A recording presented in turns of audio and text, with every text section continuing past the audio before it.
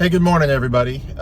It is Thursday, I think the 24th of October. I want to share a story with you. So I've got a seller, and gosh darn it, this happens continuously.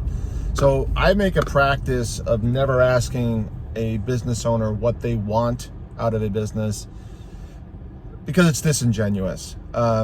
My job as someone who's a professional in the industry is to tell you what I think the business is going to do, back it up with data, and show you why it's going to do what it's going to do. In this case, the gentleman had started up a franchise, really didn't have good advice, had made a series of fundamental ideas. He just did not have good advice around him. When I met him, he had no records to validate what he was doing. The business hadn't been in existence. He literally went from nothing to franchise without ever having an operating model, which is a problem in and of itself, and something we should talk about when we talk about franchising, but was barely profitable and was asking $500,000. And I did the valuation. I said, look, it's an asset sale. You'll be lucky if you got $100,000. And because of all of his financial commitments, because of the money he had spent, he assumed that value came forth from that. And in the marketplace, that's really not what happens. So flash forward, multiple price decreases, multiple, shopping of the business with other brokers. We hit a reality point, and then a family member gets deathly ill. And now he's in desperation, and now he's dropping his price, $50,000 a week. And that's not going to change the outcome.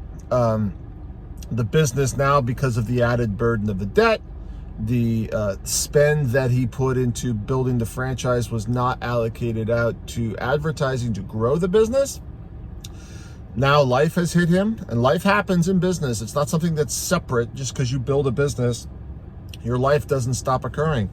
Now he's got the added stress of familial issues and a dying family member. He's just not going to be on his game. And the end state of this is something that's not an attractive outcome.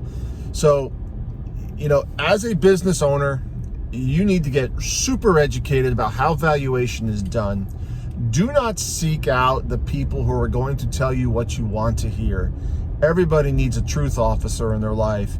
And you need to understand and get educated and see the numbers. When the broker does the valuation, they should show you comps. They should explain in detail. And tell them up front, tell me the truth. You need to make a decision based upon facts and the realities as best it is.